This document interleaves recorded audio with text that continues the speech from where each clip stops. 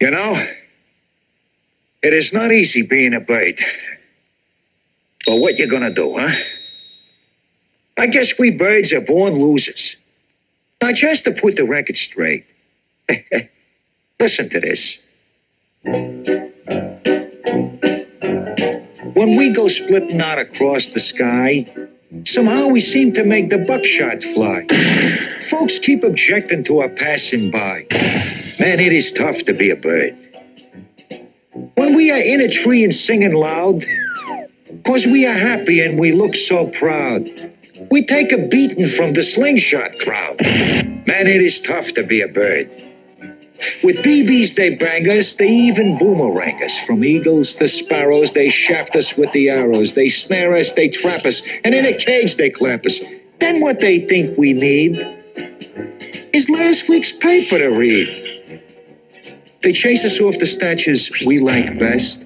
They take our eggs and sometimes eat our nest. They pull our feathers out and call us dressed. Man, it is tough to be a bird.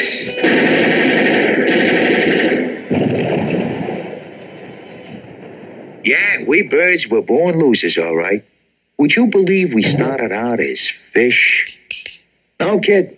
We were part of a prehistoric group called Astrocoderms. Then we slowly evolved into lobefins. We could live part of the time in water and part of the time on the land.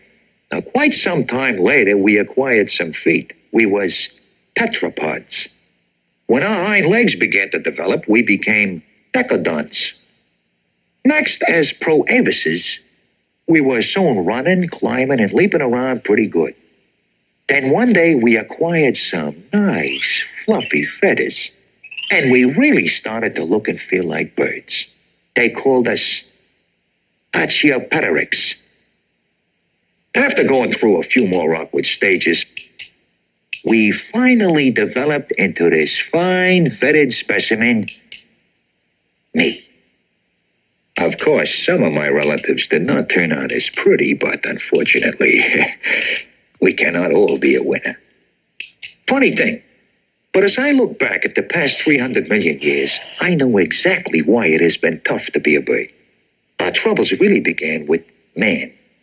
I mean, like you people out there. It seemed you could do anything most of the other animals could do.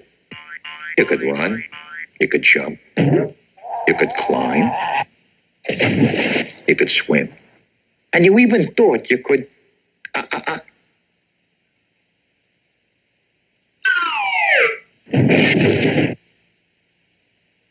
You thought you could fly. And that is when you people started to give us trouble. When you realized you could not fly, you just had to respect us birds. We became an integral part of your life. Like in the early Egyptian language. Like hairstyles for the queens.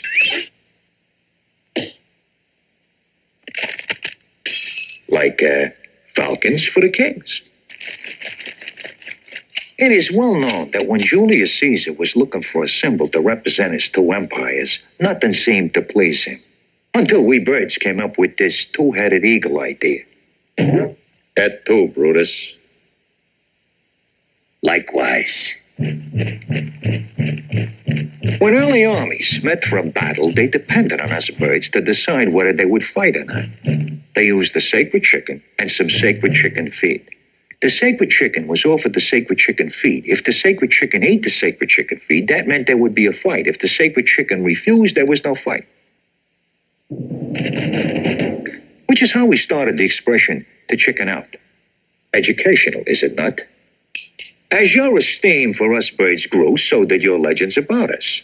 For instance, this here rock was just an ordinary bird. But every time you told a story about him, you kept making him bigger and bigger and bigger and bigger and bigger. Until finally he was carrying an elephant over the Alps. And then there was this tale that you told about this indestructible phoenix bird. You claim that if he got burned up, out of his ashes, a brand new bird would rise again. Another one of your myths was about this thing called a harpy, who had a beautiful vulture's body with a lady's head. Yuck. Oh, boy, was it a laugh when this guy named Icarus thought all he had to do to fly was paste some feathers on his arms with some wax. You know, this nearly worked. That is until his wings melted from the extreme heat of the sun. By now, you humans had become pretty frustrated. You thought if you could not fly, you would dump the problem into the laps of the gods.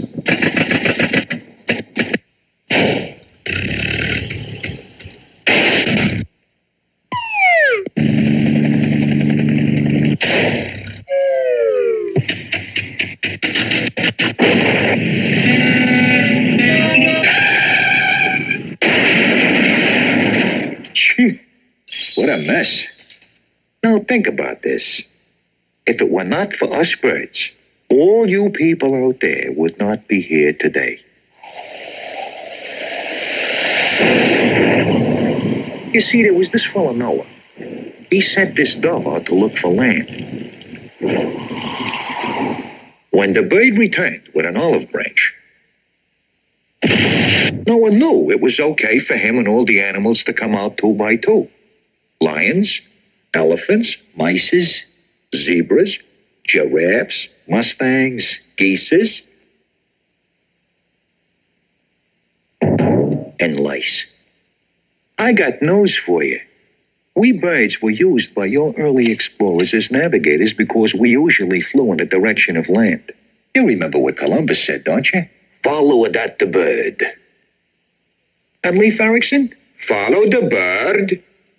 Both these boys claim to be the first to set foot in the New World.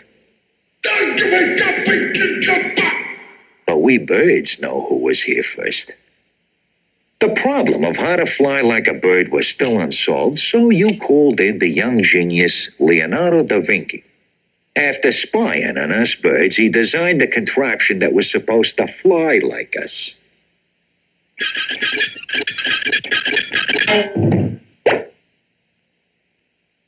You see, even a genius could not figure out how we birds do it. To show you how preoccupied you have been with us birds, you made us an indispensable part of your everyday language. To elucidate, getting the bird, yard bird, bird brain, lame duck, bird dog, gooseneck, dovetail. Your literary tastes left a lot to be desired, too. That is, until we birds provided the necessary inspiration. For instance, it was a well-known fact that Edgar Allan Poe was having his troubles. Until a certain raven came along to make him a genius. Once upon a midnight dreary, while I pondered weak and weary. Quote the raven, nevermore. Now, when it comes to music, what would a song be without a bird in it? Like Bird in a Gilded Cage. Well, let's all sing like the birdies sing. Tweet, tweet, tweet, tweet, tweet. When the red robin. Listen to the mockingbird. When the buffalo come back from Capistrano. Buffalo! See what I mean? You gotta have birds in a song. Meanwhile, man was back at the old drawing board, still trying to figure out how we birds managed to get off the ground.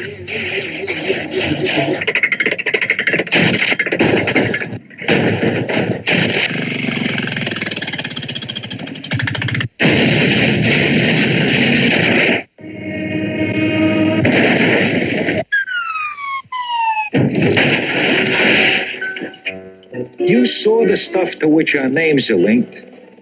I bet you never even smiled or blinked. Guess you desire we should be extinct. Man, it is tough to be a bird.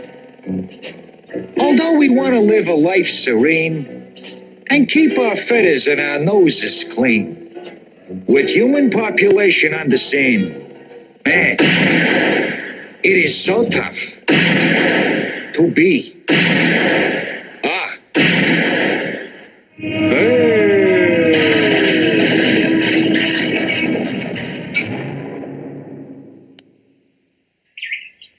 Gee, is that so?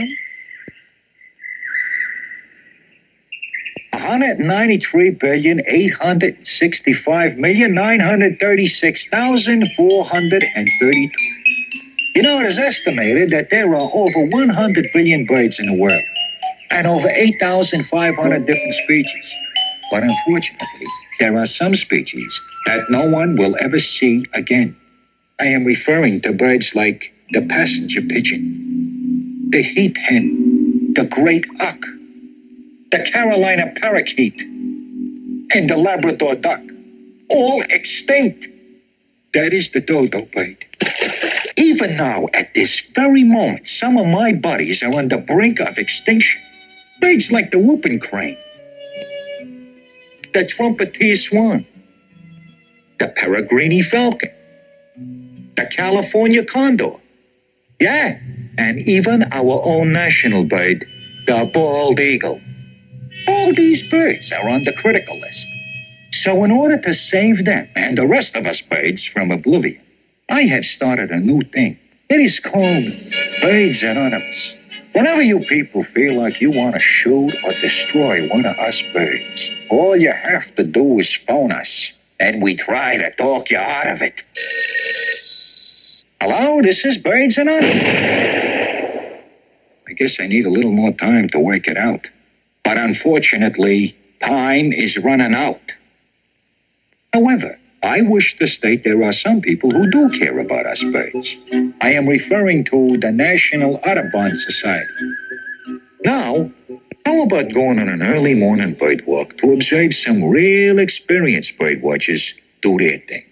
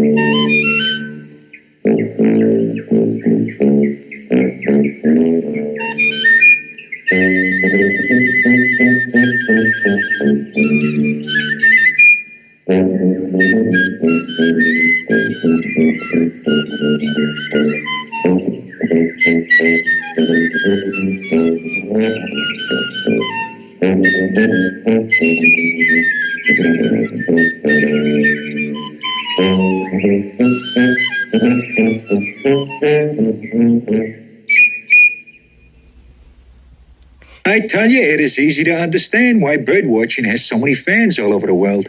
But you know, it disturbs me that a lot of birdwatchers just look for the exotic types. I mean, the more glamorous birds, like this beautiful heron, the lovely snowy egret, the graceful scarlet ibis, the elegant crowned crane, and the proud peacock. Sure, everybody enjoys these beautiful birds, but what about some of the others? I mean, the not-so-good-looking ones, like the buzzard. That is because to many people, the buzzard, or turkey vulture, is a very distasteful bird. I say, you people are just prejudiced towards my poor, repulsive, wrinkled, red-skinned, hook-nosed cousin. Because most people think of him as sort of a flying trash can, the buzzard has become the most misunderstood of all the birds. That is, except in a wonderful place called Hinckley, Ohio. For 364 days a year, this sleepy little town lives a very normal life. But on one very special day in March called Buzzard Sunday, thousands of birdwatchers from all parts of the country come here to celebrate the annual return of the buzzards to Hinckley Ridge. No kidding. Just like the swallows return to Capistrano, these buzzards return here to roost just as they and their relatives have done for hundreds of years. The people come by car, by foot, all ages, shapes, and sizes, in any kind of weather, rain or shine, snow or sleet. The whole town makes ready to welcome these beloved birds back from where they have spent their winter. Festivities begin as the first bird watchers arrive for their Buzzards Day pancake breakfast.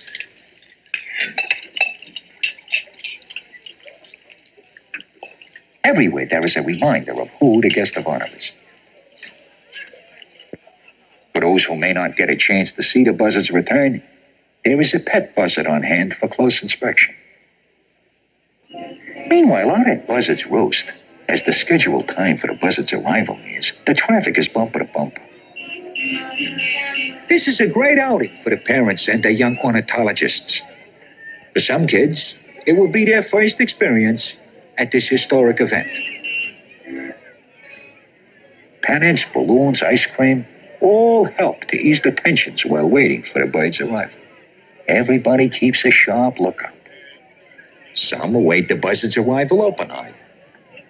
An open mouth, too. A TV camera records a buzzard imitation contest.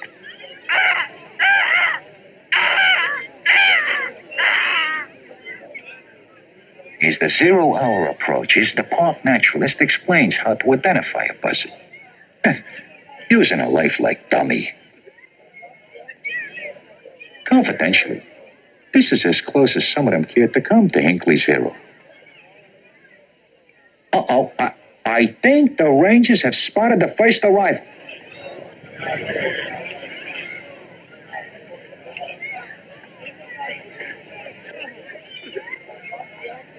Yeah, it is official. The Buzzards have returned to Hinckley Ridge.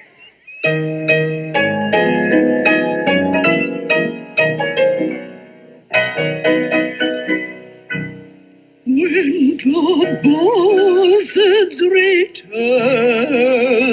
to Hinckley Ridge, oh, every heart is young and gay. With wings outspread, they circle overhead, telling us spring is on its way in Ohio. While we await our harbingers,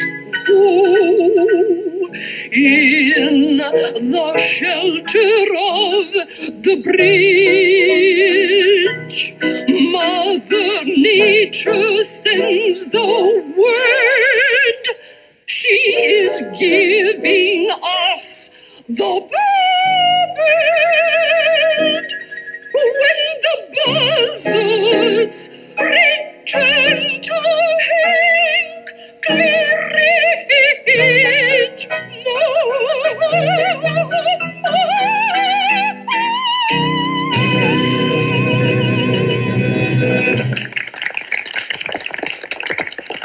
Thank you. Thank you. My mother thanks you. My father thanks you. My sister, my brother, me, and all the birds thank you. But believe me, folks, it is still tough to be a bird.